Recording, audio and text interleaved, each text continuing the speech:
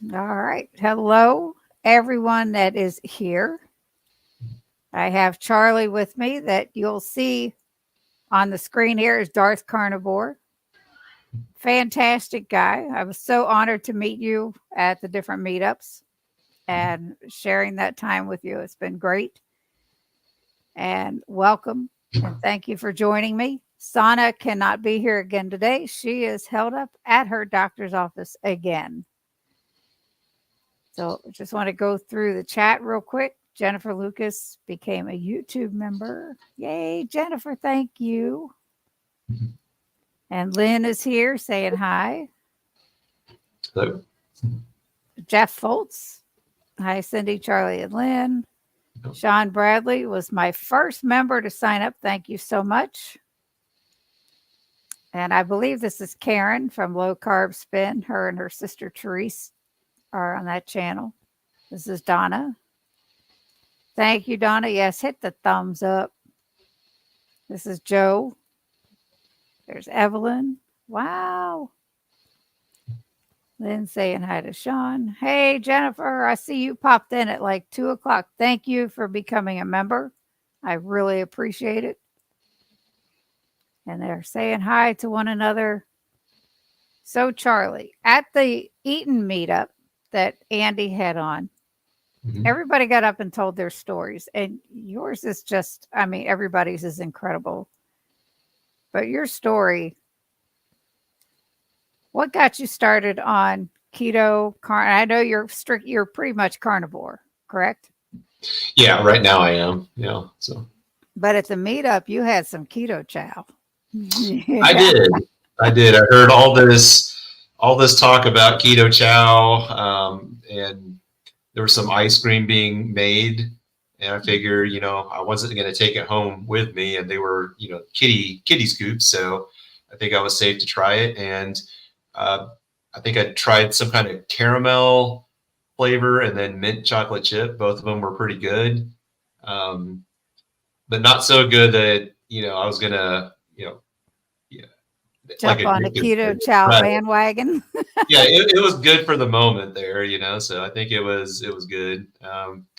I think on that same day I kind of got more in trouble with pork rinds from porking good pork rinds. I don't know, I can eat probably like 10 bags of those things and never feel full. If you get the plain ones, it's not gonna hurt you. The ones that are flavored have a turbinado sugar in them. Yeah, another kind of sugar. They are good though. They are really tasty. Yes. So I think what I've decided to do is, if I get some of those pork rinds, I'll finish it off by eating the hot version, because that forces me to drink a lot of water to force me to get full that way. So I think, next time going forward, when I try to get those pork rinds, I'll, get the hot and spicy one as well, just to kind of pair it together. So I haven't tried the hot ones. I'm not into that much spice, so I'm good. There's Dustin. Everybody's saying hi to Dustin. And he just became a member. Thank you, Dustin. And everybody's saying hi. Here's Lisa. Yeah, I haven't tried keto chow. Donna, what are you waiting for? This is Rick. And yes. So, Charlie, what got you started? I've got your before and after pictures on the thumbnail. So if you guys didn't see it, holy Toledo, the change in this man is incredible.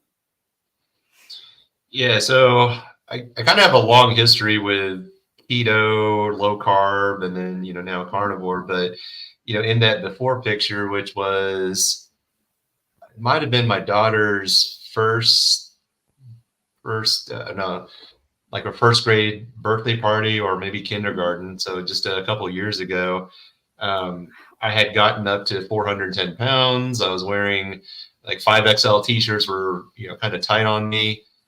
In that picture, I was not really doing much. I mean, I was just kind of walking around helping, with birthday activities. But I was really sweaty and winded, really out of Mhm. shape and stuff. So, at that point, I was operating, from a point of low energy, low drive, just trying to figure out what's the least amount of effort I can expend to get through the day, kind of thing. Right.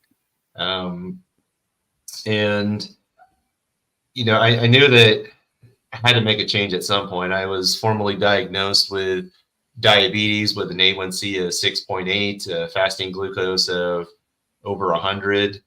Um, it, but even that diagnosis wasn't enough to, trigger me to do something different. It wasn't until just a couple of months after that diagnosis that I decided that, what, I've done low carb before, and when I'm on plan, it worked out really well. So I decided that, when I hit my rock bottom moment, I remember this day was just getting out of bed, and I was winded and sweaty, just trying to put on my socks and then putting on my shoes. And, if that's how you're starting your day, then, the rest of the days, the weeks aren't looking good. So it was at that point I decided, let's try the low carb thing again, but this time doing it without any cheat meals and stuff. So, Right. and I'll talk a little bit more about that first time I did low carb in a little bit. But so that's what my doctor wanted me to try it's like Ozempic. It's called Trulicity, like the weight loss injection Mhm. pills or weight loss injection pens. I thought about it for a minute as I was, restarting keto, and I decided to go ahead and, take it for like 2 or 3 months at the lowest dose, just to kind of provide some cover with my goal in terms of not trying to do a cheat meal, because Right. previously when I did low carb, 8, 10 years ago, I would be pretty strict low carb keto, and except for like one meal a week, and then I would spend the rest of the week, fasting, being really strict in terms of eating, Mhm. working out more than I normally would, just to kind of get back into a state of ketosis. Um, and I did pretty well with that. So after about 3 months, I asked my doctor to stop, prescribing me that injection pill, and because by that point I had 2 or 3 months solid straight without, a cheat meal or reward meal, so to speak. Right. And then I was kind of in the clear at that point. So, I never started working out until about 5, 6 months in. So, and then once I was able to hit the gym after about 6 months, I lost 75 pounds. So I was doing kind of a dirty version of keto up to that point. So instead of like normal ice cream, I would get keto ice cream. Instead of normal bread, I would get keto bread. Instead So of, pretty much doing like net carbs. yeah, Okay. yeah. And it worked, Mhm. when I was 410 pounds and, winded, just putting on my socks, dirty keto was a significant improvement over, a lot of the processed foods I was eating at that time. So it was enough to make me lose quite a bit of weight, even though, Mhm. um, they were net carb keto kind of concepts there. So, Right. um, and then let's see, I think about 6 months in, started working out. And then there was, I think my first hiccup with going back on keto was I had a suspected kidney stone incident. I don't think low carb keto caused it, but I remember the last thing I drank that night was a Diet Mountain Dew. So, um, Wow. you know, so after that night, I said, hey, if I can get through the night, I'm going to give up like all diet soda if I can associate with the pain and discomfort. So, the doctor never found anything. What triggered, what preceded some of that was there was some blood in the urine. They could never figure out what it was exactly. Yeah. So when I had an incident where I had to go to the hospital for a suspected kidney stone, incident, they could never find it. So I had to get checked out just to make sure there wasn't any funny business going on inside my body. Everything checked out okay, but they suspect that the blood in the urine might have just been, kidney stone working its way out. Yep, working its way out, and maybe sliced open, something in which there was blood there. So there was nothing that went on there. But after that point, I gave up all diet soda. So that was a big win because I don't think I had ever gone through. I don't think I had ever gone like a whole week without a diet soda of some kind, like Diet Coke or Diet Mountain Dew. So, Oh, believe me, I know. It's like yeah. I am cutting back on it. I've never given it totally up, except Mhm. for 1 month, but I did really strict beef, butter, bacon, and eggs. Oh, okay. And man, that was probably the hardest thing throughout this whole 4 years on keto Yeah. that I did. But yeah, I'm trying really hard to cut back even more, but it's not easy. Yeah, they're so expensive now in the grocery store. So it's not That's a why you grab them when they're on sale. right, right. Yeah, my wife still has kind of a Diet Coke addiction too, so I have to like buy it and not drink it basically. So Yeah, you're the yeah, only one in the house, right? That's yeah, I'm the only doing one in it. the house that does carnivore or anything close to that. So um, yeah, so I kept doing kind of a dirty version of keto. I had lost I think up to 130 pounds on it. So Wow. it's eating keto breads, keto ice cream, and stuff like Mhm. that. So I was like, well, let's keep doing this because the results are pretty good. I have pretty good energy. And then I started listening to, Dr. Berry, Dr. Saladino. They were talking about like you should get your fasting insulin checked. So on a whim, at my next doctor visit, I went ahead and got one. And in January of 23, it was like 15.6. So, they were recommending it should be like 10 or below. so, Yeah. so that kind of got to me a little bit. So, at that point, I started uh, tinkering more towards carnivore from keto. So, eventually I had gotten rid of the diet soda. I was going to try to get rid of, see if I could do dairy free. So I would do that for a couple months. And throughout I had never encountered like a weight loss stall. So, when I cut out cheese and I would continue to lose weight at a pretty steady pace every month. Um, and then, eventually in June of 23 is kind of when I decided, yeah, let's go full carnivore. So that meant Mhm. no more keto ice creams or anything like that. I was just going to go pretty strict carnivore, beef, butter, bacon, and eggs. So, No pork or chicken or fish or um, cheese. yeah, I don't know. So like cheese, I've gone months without cheese, and Mhm. I can do without it. But now I do incorporate some cheese. I might have it once or twice a week, if Yep. that, or I can go weeks without it too. But it just kind of depends on how I'm feeling. But usually, I find that when I was cutting out cheese, what I really missed it for was the additional texture that it provided, especially when it's melted. Mhm. Um, and so when I was trying to cut out cheese, I discovered that I would put it on my burgers a lot of times. But if I just replaced it with the grease that came with the burger, then it was pretty good, and I could Mhm. do without cheese. So that's the big thing for me is like when I have a burger, not only does it have to be cooked pretty well, like medium rare, hopefully, but I've got to have some kind of moisture or liquid with it. So sometimes that could be eggs. Other times it's just grease. So I think Right. at one of the meetups we were together at Ohio where they had like a limited menu. It was on like a second floor, I remember. It's pretty limited menu, and I was trying to do strict lion during that month.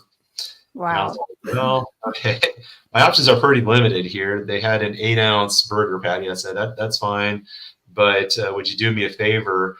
Uh, when, instead of scraping the grease off the griddle, could you pour it back on top of the burger like it was a topping? And then I would just add salt to it. And that was my meal. So, Wow. Yeah, that was the one that Dawn put on in Columbus. yeah, Yeah, yeah, exactly. that was fun.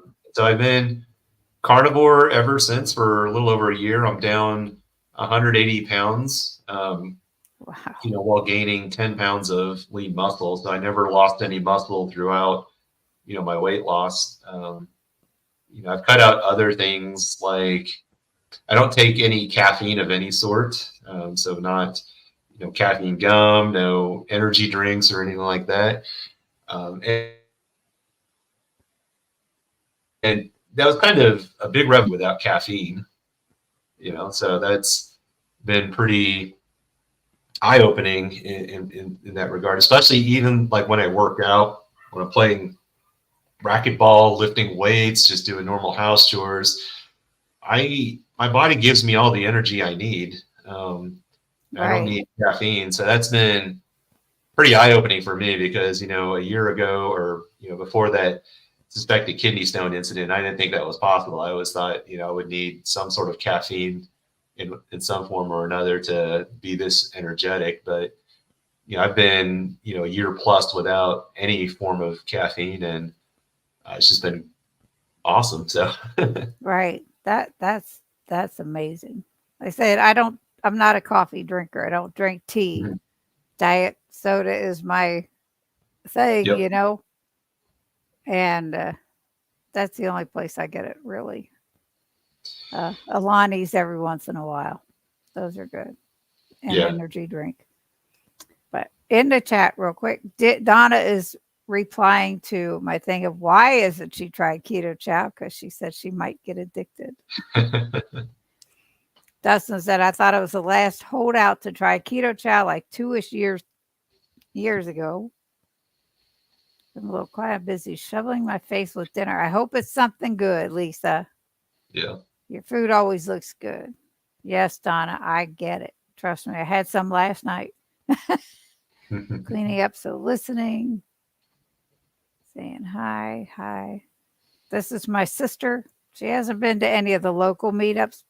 Are you going to KPL? Yeah, this will be my first time at KPL this year, so I'm looking All forward right. to that. And gosh, it's coming up really soon, actually. It is less than 2 months away. Yeah. Yes. Yeah, like I said, I was just out of town and just got back, Brian and I. Now I'm going. Brian's not going. Keto saying hi. Evelyn saying hi to everybody. And that's my sister again. Just want to see. And this is my granddaughter, obviously, Okay. Grandma. She is pregnant with my great grandson. Oh, that's exciting. Oh yeah. Yeah. This is my son's girlfriend. Hi, Karen. Just had chicken and pepperoni omelet topped with sour cream and salsa. That sounds good. Yeah. Yeah, and Karen said, "Yay, we'll get to meet you at KPL." Yes. Awesome. Looking forward to it. Charlie's a great guy. I mean, you really are. You were always all the meetups that we've been to together. You've always been so friendly and just so warm. It's been fantastic getting to know you. So anyway, Yeah. question for Charlie: do you take any electrolytes or minerals? Yes. So I make my own electrolyte blend. So I use the Redmond's Real Salt as the base. Then I have some like potassium that I throw in there and some magnesium. So I'm basically just trying to make it cheap, a more economic version of the Relight. So yeah, I do basically Redmond's Relights. I take iodine droplets. I mix the iodine droplets in that in the morning. And then I take, those are pretty much my electrolytes and minerals for most days. So I'll drink a little bit more electrolytes, especially on days where I'm working out pretty hard, like lifting weights or playing racquetball. So, yeah. I can't wait for KPL. Congratulations, Mom and Grandma. Thank you. How hard was it for you to transition to totally carnivore? I don't know. For me, it was pretty easy because I had been doing it in kind of gradual steps. So, I'd say the first step was uh, really just getting rid of the diet soda because once you can get rid of one sweet thing, it makes it easier to go without. But I'd say probably the once I cut out like all artificial sweeteners and all sweetened products, it was hard basically like the first month just because you still have those cravings and they're present, and it takes some willpower to fend that off. But the longer I go without any sort of sweet, the easier it gets. I no longer crave those things. Um, I don't know. Other things were hard to transition away from too because I wasn't really someone that fell for the sugar and the candy and stuff. It was always like the bread, the pasta, the popcorn, the chips, that kind of stuff. Is I'm just going to say yes, yes, yes, yes, and yes for yeah. everything for me. Yeah. I liked it all.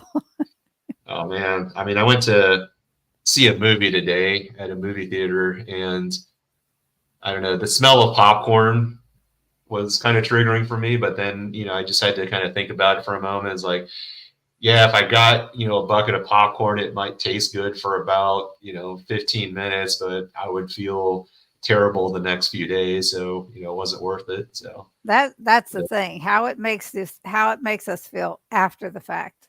Yeah. Is like, whoo, that's crazy. Karen enjoyed your talk from the meetup when you told your story at the meetup, and I posted it. Yeah. Yeah, I wanted to talk real briefly about the first time I did, a low carb diet was, back in 2009, 10, 11, 12, around that time. Mm-hmm. I stumbled across this website called Mark's Daily Apple, written by Mark Sisson. So he kind of talked about some stuff because my previous attempts at diet were things like Weight Watchers, very much calories in, calories out, low fat, eat like a bird and, move like a beast, basically, right? So, and I would be successful on that in short stints, but never been able to sustain that. I would have those blood sugar spikes throughout the day, like starting with something. If I ate some bread in the morning, I would just go through that blood sugar roller coaster throughout the day, and then that would trigger it's cravings and hunger and all that stuff. So I was never successful on the two separate times I did Weight Watchers. But when I stumbled onto Mark's Daily Apple, and then eventually Dr. Michael Eads' book, Protein Power, it gave me a new perspective and said that, oh, the reason why you're feeling this way is because of all the carbs you're eating. So once I got, had that insight, I cut out all the carbs, and then I would, I had lost 150 pounds the first time I did low carb. But what I was doing at that point was like I would be for like most of the week except for one meal. I would basically just go out to eat somewhere, eat foods that were the reason why I gotten up to that weight, and then I would work out furiously the following days. It required a lot of willpower because if you're eating fast food or at a lot of these restaurants, you're not really feeling motivated to go to the gym because you lack energy. So it takes a lot more willpower to get yourself active in those circumstances, to do more restrictive intermittent fasting, to stay on plan and stuff. And I don't know, it seemed like what I was doing was rewarding myself for being strict on low carb by having a cheat meal, which was just kind of how I dealt with, I don't know, the addictive properties of food that it had on me. Was just to kind of embrace it one time a week instead of every day, right? But and I did that for like 2 solid years. I'd lost 150 pounds and then I kept it off, but I was continuing that routine. But it takes a lot of willpower to bounce back after a meal and keep doing that activity and stuff. And then eventually, um,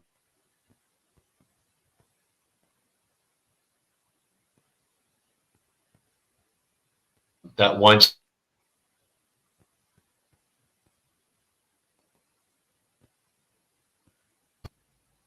Oh, you still there, Cindy? Yeah, I'm here. You're freezing Okay. up a little bit. If you Okay. have two tabs open, try closing the other one. Okay. That might be doing it. All right. I cut off the other one. So, All right. all right. So, But real quick, this is my son. hey. Yeah, my baby. Evelyn has a question for you. How much time do you spend at the gym, either in a day or a week? So I probably work out for up to an hour, 4 to 5 times a week. So, um, I'll preface that with saying that 20 minutes of that is just being in the sauna. I like the sauna. So, Mhm. but I'll do different forms of like weightlifting, basically. So, um, with barbells and all that stuff. I'll do some racquetball. Started doing yoga recently just because I thought, with everything that I'm doing with weightlifting, it'd be good to do something a little bit different just to balance that out. And then recently, I started doing this class at the gym. I wasn't sure what it was, but it said no cardio, so I thought, okay, let's try it out. But my legs were sore for a solid 3 or 4 days, so I'd never gotten that kind of a workout before. So I bet. yeah, Well, so that's impressive. yeah. Karen has a question. How do you maneuver social situations for family member food pushers? That's a good question. So, Mm. biggest food pusher in my household is my daughter, who's 9 years old, just because, she's very friendly. She likes to share, and she'll be like, hey, I have some extra pizza. Can you have pizza on a carnivore diet? I'm like, well, I can have the toppings maybe, but that's about it. So she'll ask different questions like that. So I know she's watching what I'm doing, Mhm. and I just try to emulate a good example for her. Maybe later in life, if she ever needs to, get healthy and stuff, she can be like, oh well, Dad did this one thing. He used to be big, and then he was a lot smaller and healthier afterwards. So maybe that'll give her motivation afterwards. A lot of times. Um, because my family has seen my success over time, so when I say that, hey, I'm really just eating meat and eggs and sometimes cheese, most of the time they're really accommodating, and they'll maybe create something a little extra for me at family gatherings and stuff. um, Other times, like with coworkers and stuff, like when they want to go out to lunch with me or whatnot, or friends, if I'm not hungry, I won't eat. I'll just say, hey, I'll just order some water and we'll just talk it up and stuff, because I have to realize that, I don't want to eat if I'm not hungry. And, Yep. the point of the social interaction is to, get to socialize with the other person. That's what the real value is, not so much, stuffing yourself full of food if, especially if you're not hungry. So there have been Absolutely. situations like that, and it hasn't really been like a big deal. So Yep. That's great to get the support from friends and family, and like you said, supplying something different, for you. That it's huge. yeah, It's like, rather than having somebody say, "Oh well, I don't know why you're doing this. That's crazy. You're just going to hurt yourself," which we all know better. yeah, But it there's so much of it out there. And even these people getting these doctors' advice that are so horrible, and trying to tell somebody you cannot always listen to your doctor is yeah, really hard, because people want to be able to trust what they're being told. Yeah. And, it's just, it makes me crazy, is what it does. Jeff Yeah. has a question. Do you find that your family is embracing some of your food for themselves? No, my daughter. I've tried to make certain foods for my daughter, but she still likes, typical kid stuff. Although I will say that I have some influence over that since I buy the food, so I can kind of limit the variety of bad stuff that she has. So like she Right. doesn't do any cereals.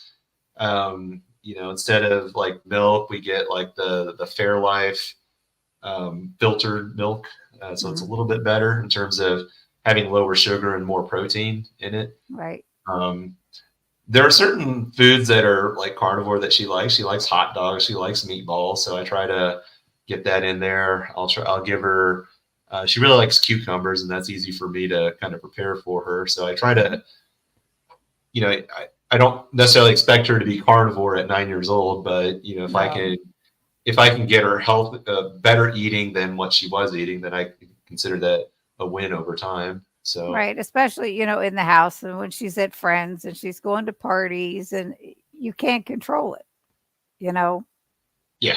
It's hard. All you can do is like you said, set the example, have better Mhm. things in house so that when she does go out, it's like anybody else that does a little cheat and Yeah. then comes home and gets back on track. So, yeah. Right. Yeah. Then my wife, she doesn't really embrace the. I mean, she likes some meat. I guess if I make myself a big steak, I might slice her off a piece, and then she's says she's done with that. So, um, but yeah, no one in my family has really embraced the food as much, but except for little portions here and there. But yeah, it's pretty much just myself. So that's why it's good to uh, kind of go to these meetups in person sometimes, just Oh, yeah. so you feel kind of normal for once. It's true. I mean, and it does help. If somebody has any misgivings or mixed emotions about staying on track and what they're doing and all that, when you get with like-minded people, Mhm. it's so powerful. And like at the last one, when everybody got up and told their stories, it was Yeah, like some were like Evelyn bringing everybody to tears, and it was just incredible.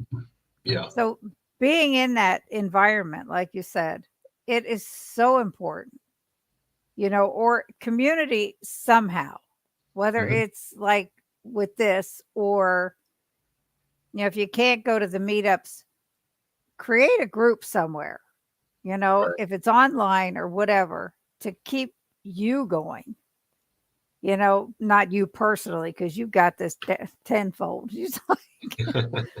But in general, it really helps to have that support system in place, because especially when you're not getting it in your home. And Yeah. I mean, I thank God every day I have Brian because he's better than I am. But like Karen said, just be a great teacher. Yeah. Yeah. So, I mean, at 41 years old, I've barely figured this out for myself. So, it's, now the next step is to, how to influence my daughter, those around me that, want to change. Um, right, but you're right, like having a community of like-minded folks, especially in the area of eating, is mhm, so important just because there's so many forces and messages arrayed against us, even outside of our home, so yep, it's so easy to eat, ultra processed, tasty food, and which is designed to be, addictive, right? So you keep coming back right. for more, and pad their revenues. So so it's important to have community to kind of support, Mhm. your health journey. I think so. Absolutely. And I know you're carnivore. Mhm. I am keto. We Yeah, still get along, you yeah, know? There's some, and what I'm going to say. There's some seriously dogmatic carnivores out there that I had somebody comment on one of my videos of what I eat for the week. My last one said that you're not doing keto right. You should be getting carbs from cabbage and kale and this and this and this and berries. And I'm like, okay, thanks for watching. Like, but I said, I feel better without. I have very few vegetables. If I want a salad, I eat a salad. But overall, most of our meals are protein. Mm-hmm. That's it. Keto chow is protein.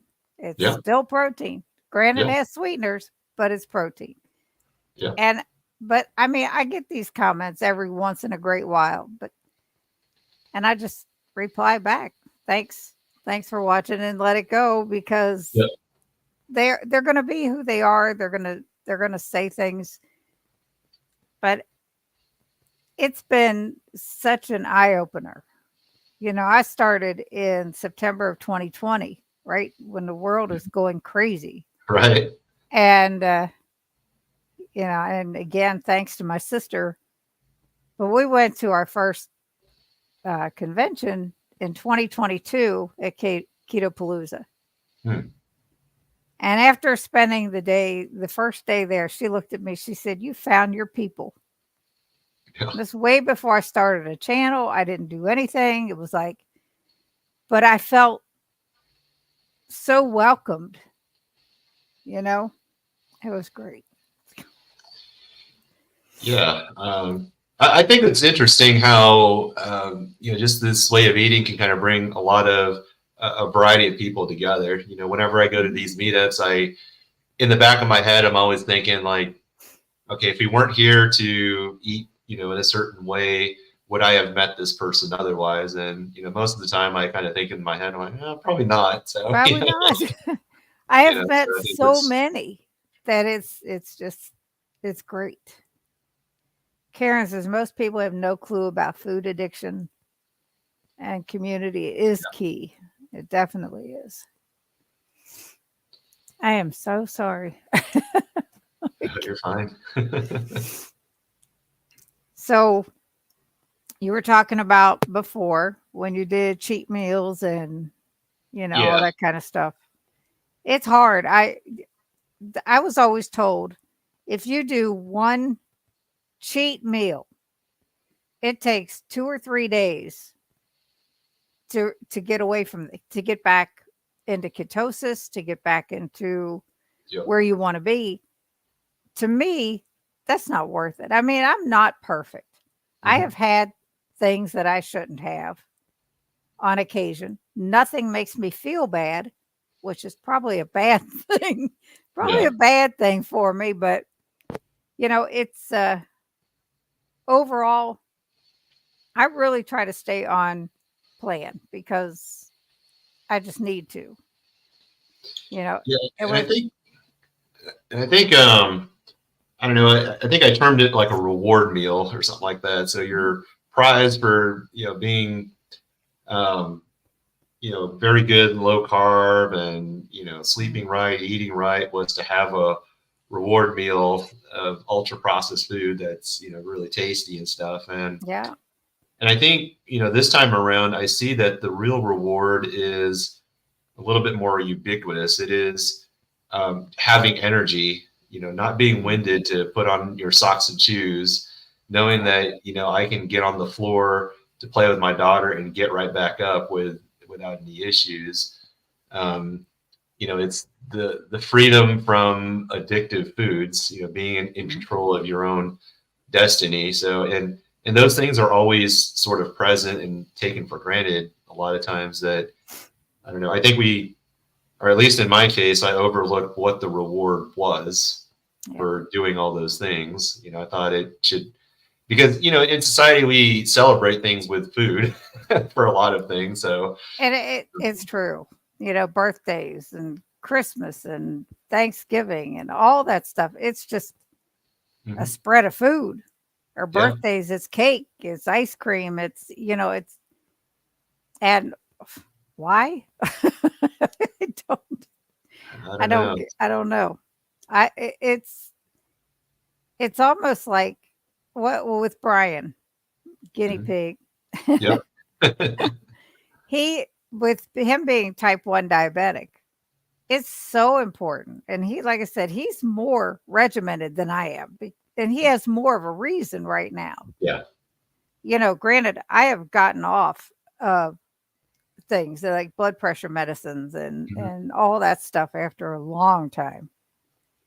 But he has something that's never going to clear up. It's never going to go away. No. So he has to stay on plan, or he really suffers. Yeah. And I don't want to see that. So it's like No. not at all. No. No. So Yeah, that Don, I feel like a bubbling idiot. no, you're fine.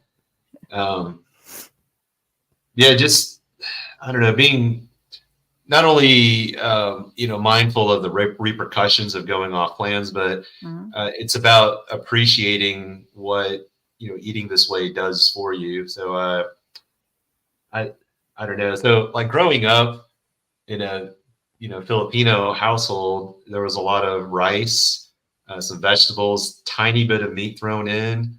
I think when we made fried rice, it was always with like canola oil too, and all that Yep. stuff. So But um, canola oil is heart healthy, right?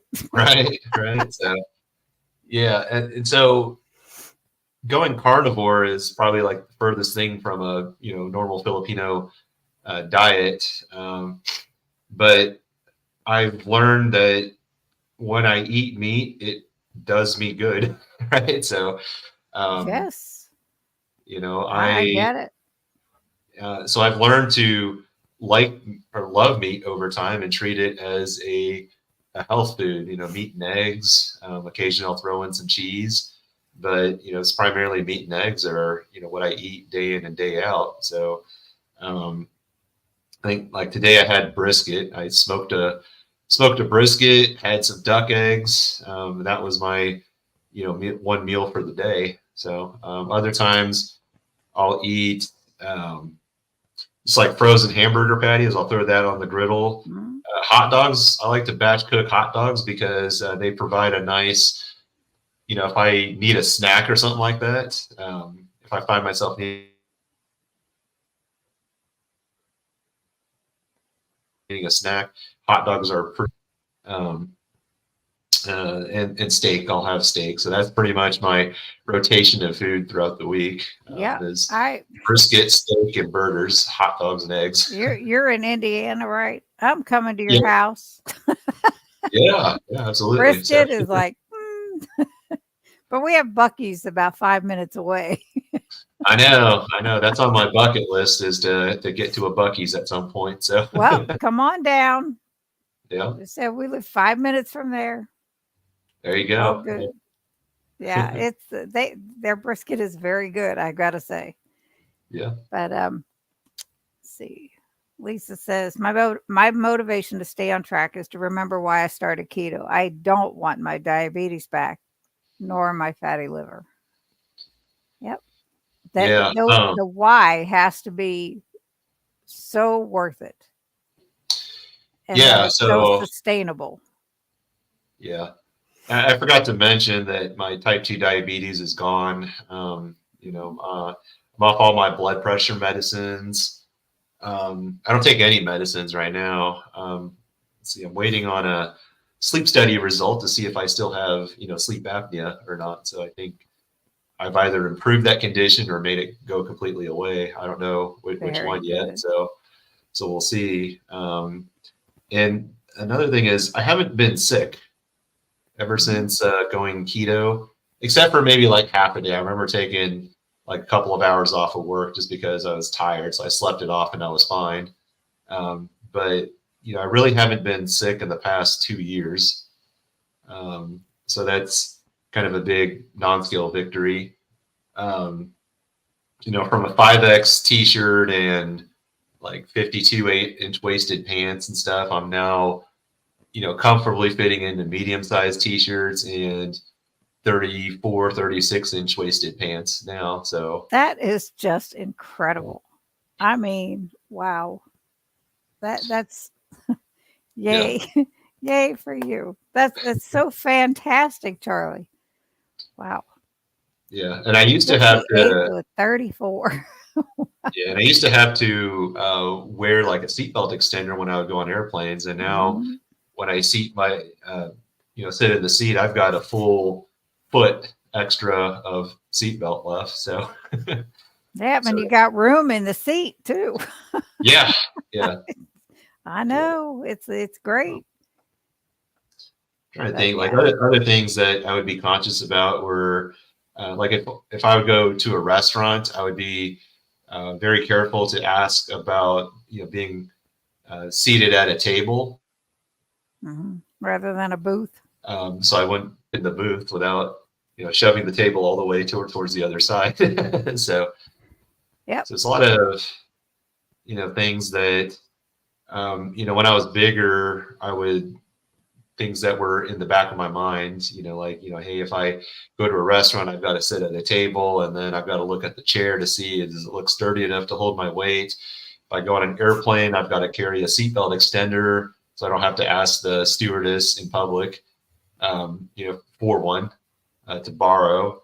Um, I never want to really be in pictures or anything, but now I don't mind being in pictures at all. So, which Yep. is good. So there's a lot of uh, I don't know, freedoms, I guess, that come with, improved health. You Oh know, yeah. I totally understand them all. When I started, excuse me, I was almost 300 pounds. And losing 100 pounds is like losing a person. yeah, So losing 180, yeah, that's just wow. It's it's just so amazing. Susie Underwood is here. She says hello. And she says, Charlie, that's amazing. Congrats. thanks. And Karen says, I bet the hug around your waist from your 9-year-old daughter will mean everything. Congrats on no meds. Yep. Yep. It's those little things that mean so much. And we just used to take all that for granted, Yeah. and it's just incredible. Yeah. It's those, activities of daily living, right? So, something that was pretty meaningful for me was just being able to go on the playground with my daughter and actually do the things that she wanted me to do. The monkey Yep. bars, the slides, just being able to do all that without any issues. So I can meet her where she's at, basically. So a lot of those things are pretty meaningful to me. Um, Mhm. one exercise I do during the week, I do this one time, is I'll do what's called farmer's carry. So I'll take two 90-pound dumbbells to, symbolize my 180 pounds loss, and then just carry that up and down the length of a basketball court a couple of times. Is just kind of a reminder of how far I've come and, what it used to be like, right? Carrying that 180 pounds with this two 90-pound dumbbells. So, I um, can't imagine carrying 100-pound weights around.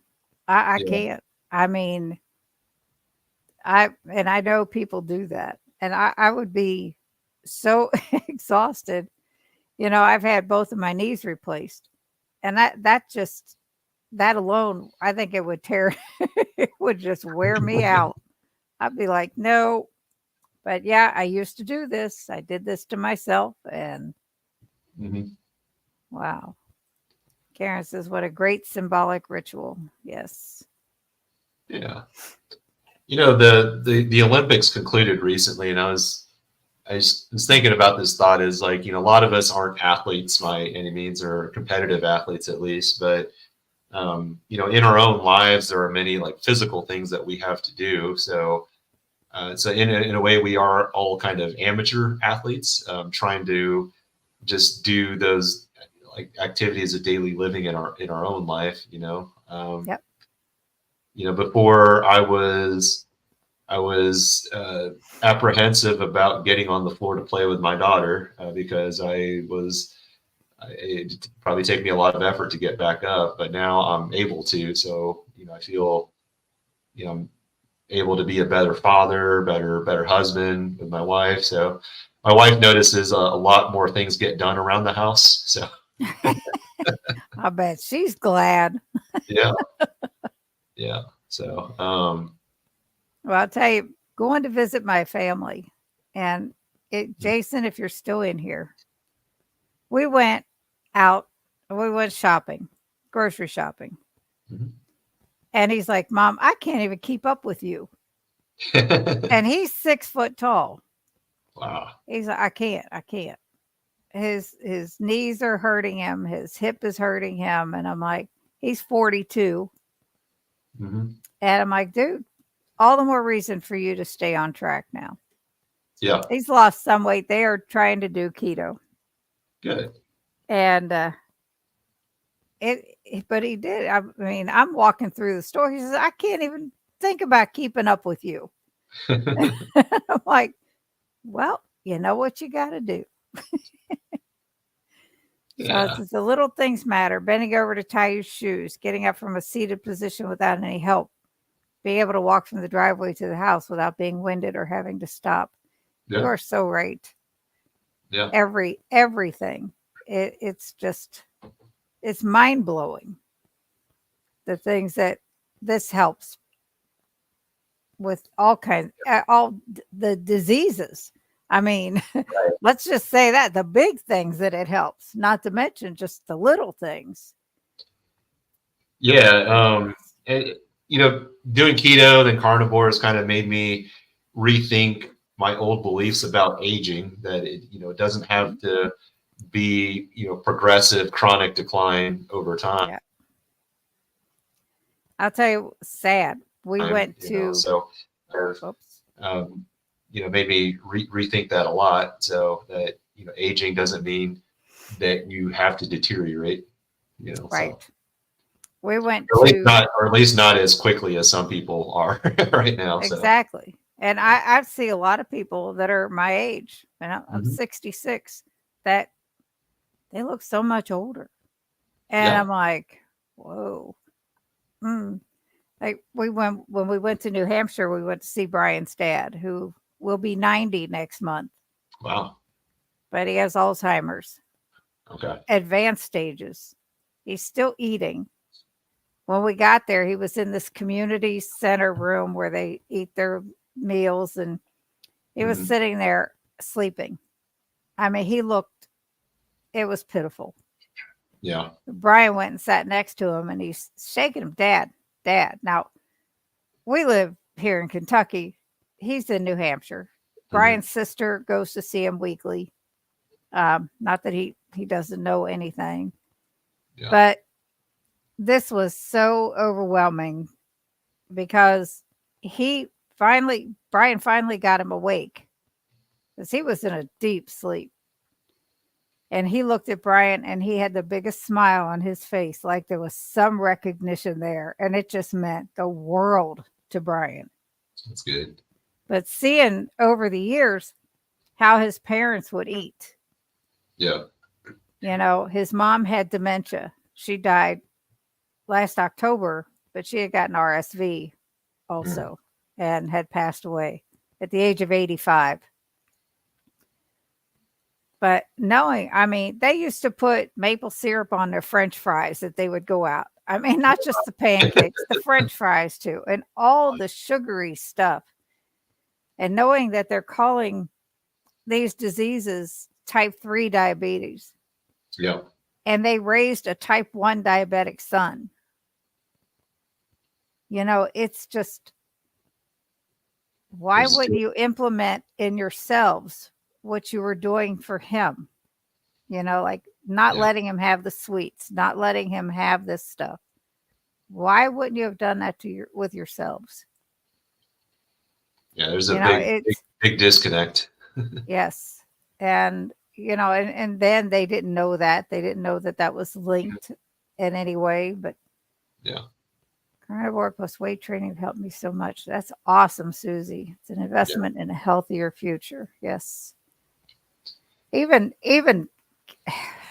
I mean, keto is too. Keto, carnivore, ketovore, whatever. The ketogenic way of eating is an investment in your health, I feel.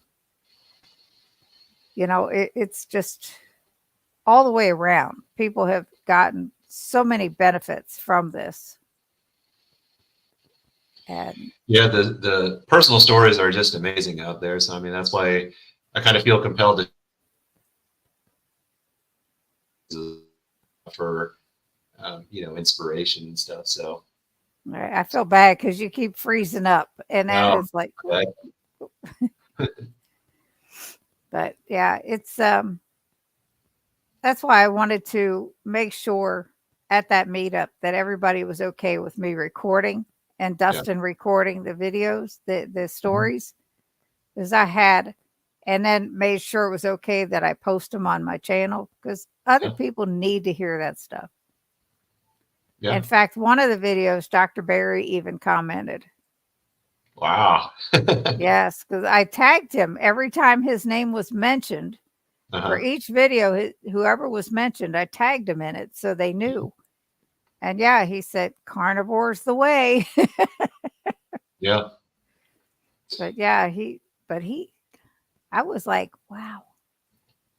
He actually replied to one of my videos. He's a man of the people. Yeah. His name came out of just about everybody's mouth. What blessings Brian received. Yeah, that's the way we take it, Karen. It was like, that's the only way we could. But this is going to sound really weird. Karen is Brian's sister. Mm-hmm. She had spoke to a medium. Now, whatever anybody's beliefs are, whatever, about her mother, because she felt she was taking care of her, and all this stuff. But when she passed, Karen was going through a really rough time. And she had this friend that knew this medium and went to talk to her. And she told her that your mom is okay. And she sees your father. He gets so far, they dance, and then your father goes back. So when we were talking with Brian's father, and granted, he's gone up here. Brian said, ask him, have you been dancing with mom? Big smile. Huge. It was like, oh my word, Yeah. Could there be any recognition just to the word mom and dancing? Because his eyes lit up, his whole face lit up. Yeah. It was just incredible. Wow, that's good. You are an inspiration listening to your tips, Charlie. Well, thanks. I agree. James and I are trying to go more carnivore. It's kind of hard for me because I love my salads and certain veggies, but we are mostly meat-based with but the transition is hard. And Karen says, I'm a believer. Yeah. It was wild. Now, what Lisa says here, if it's working for you, Lisa, what you're doing now, and it's easier for you, why change? What's the reasoning for that? Because my feeling is if you try to do something that you feel is too hard, what's your input on this, Charlie? I don't feel that it's going to be sustainable. Yeah, I think sustainability is a huge factor. So, whether it's eating or exercise, if it's something where, you can't imagine doing it for the next, several years, then it may not be good to start it unless you're, just experimenting with it, I guess. So, Right. I don't know. For me, I didn't really like salads or vegetables, to be honest, but I would eat them because I felt, based on everything we've been told, that you needed to have those things. So when I ran across Dr. Anthony Chafee and his whole thing, that really kind of opened my eyes that, okay, well, maybe you don't need these things. And vegetables don't want to be eaten or whatever. So I was glad to kind of give that up, or that was easy for me to transition away from, just because I was, an '80s kid that was forced to eat vegetables from a young age. So, and I kept doing it, even when I was keto, both times, just because vegetables are supposed to be good for you. No one ever questioned that. So once I figured out that, well, you don't really need it, uh, I just didn't do it. I still have normal bowel movements, without any fiber. So things have been going pretty well in that regard. So Lisa says, I'm wanting to improve more on my blood sugar levels. Okay. See, there's the reasoning. Yeah. So go to maybe once a week having your salads and stuff, or a couple Yeah. times a week instead of daily, and try that. Just gradual change instead of trying to transition here to here. Yeah. Make it more of a gradual. It might be little easier. Yeah. I would say like my blood sugars were kind of interesting on carnivore. I thought I would get like a lower A1C, but mine hovers like right around like the beginning of pre-diabetes and like right below it, so like 5.5, 5.4, 5.6, sometimes 5.7. And I think Dr. Berry, we were just talking about him, he mentioned that in some carnivores, the reason why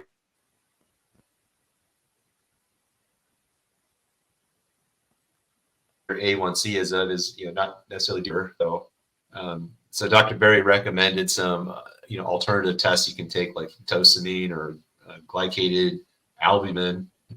We take those tests, which don't depend on the length of or how long your red blood cells live. I show up like in an optimal range on both tests, and then I also did like a CGM kind of experiment just to see what was going on there, and that kind of further validated that theory, at least applicable to me on the carnivore diet. So that's one thing that may be kind of interesting, is that your red blood cells live longer, which is a good thing, I think. But it may artificially inflate some people's A1Cs on that. Yeah, mine lingers about 5.4. Okay. I'm all right with that. That's it's Yeah. like I have bigger fish to fry with my CAC score. It's like out of Oh this yeah. world. Out of Yeah, this world. I loved your episode with Dr. Ovadia on there. So Mhm. that was a good episode. So I'm gonna probably do my follow up CAT scan next month, and just to see Mhm. what it is. And based on what he said, it sounds like the normal expectation is that it increases about 15 to 20% a year. So if I can beat that, or keep it the same or less, then I'm doing good. Just another measure of health potentially. So I don't know. Right. Well, that's what my scores are so outlandishly high. Mhm. The second one only went up 10%. I said, all right, I'll take that as a Okay, that's a win. I'm victory. not getting Yeah, any more done. right. That was that was crazy. It was crazy. So yeah. Well, Charlie, if you had to say anything to say someone that's new to keto, carnivore, ketovore, whatever, what would be your advice to them getting started? Probably a combination of binge watch Dr. Berry videos, and then find a community like we were talking about earlier. Watch Cindy's channel. There's a number of channels in the chat here that are good for that, because there's a lot of messaging arrayed against keto carnivore way of eating, that it could be good to have some community support, whether that's virtual and or in person. So binge watch Dr. Berry, and be part of a community just for accountability purposes, and just also so you don't feel gaslit all the time, especially if you're the only one doing it. Right. And I would have to add, if you can find a local group, go to that meeting. go to that meetup because it's so important. Yeah, I'm and so maybe like glad I started. one other thing too is like when I did keto and then carnivore, I didn't really announce it to the world or anything. Like Mhm. people would notice when I would drop like, shirt sizes and stuff like that. They'd be like, "Hey, what are you doing?" and stuff. And a lot of, obviously now at 180 pounds lost, and if people knew me several years ago, they're not really asking me, well, aren't you afraid of dying of a heart attack or anything? Because I look decent. um, Mhm. but a lot of the reaction I get from folks when I tell them like what I eat day in and day out is, oh, I can never give up the carbs. I love my bread. I love my pasta. It's like, well, how, like my mom, she loves the rice and stuff, but she also has kidney failure. She's on dialysis, Oh 3 days no. a week. So how much do you love those foods, right? So it's just something to think about, especially if you know people or people in your family have a progression of metabolic diseases. How much do you love that stuff versus not having to go to dialysis 3 times a week, or have diabetes and be on lots of Mhm. medications due to the Well, I'll tell you, complications. I loved rice, potatoes, pasta, all that stuff, bread. Well, bread was a bit chocolate. I mean, Yeah, all that stuff. I don't feel deprived at all. I no, make bread. If anybody says anything to me now after Chris Cooking Nashville's been in the scene, yeah, I'd be like, go watch him. You got the pasta, you got the bread, you got everything. He is just incredible. But yeah, I mean, that would be my answer. If somebody says, "Oh, I can't give this up. I can't give," well, here's an alternative for you. Go watch him because hmm, he's made it all. The mashed potatoes, the pasta, the rice. He made yeah, a thing for carnivore rice. It's just, and then there's so many others out there, but it's there are ways to get around that and not feel like you're missing out. yeah, Because I have definitely done it, and it's definitely doable. You just have to have the right mindset and the right why to keep it going. yeah. So, Yeah, he yeah. does some amazing recipe videos. So, Mhm. Have you tried any of them?